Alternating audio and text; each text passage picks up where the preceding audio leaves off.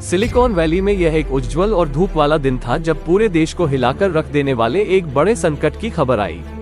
Tech hub में सबसे बड़े वित्तीय संस्थानों में से एक सिलिकॉन वैली बैंक ढह गया था, जिससे हजारों ग्राहक अपनी बचत की वसूली के लिए हाथ पांव मार रहे थे। ये खबर तेजी से फैली और जैसे ही लोगों को समस्या की भयावहता का एहसास हुआ, दहशत फैल गई।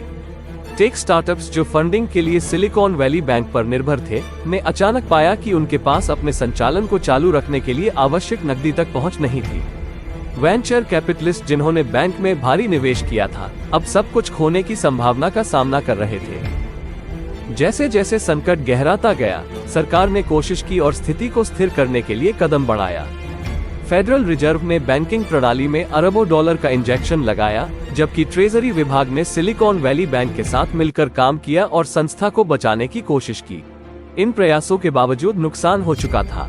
टेक कंपनियों को बंद करने के लिए मजबूर होने के कारण हजारों नौकरियां चली गईं और निवेशकों द्वारा बड़ी संख्या में निकाले जाने के कारण शेयर बाजार में गिरावट आई।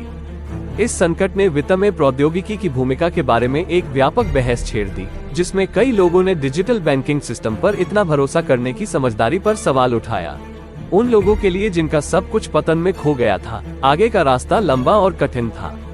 लेकिन अराजकता और भ्रम के बीच आशा की किरणें भी थी।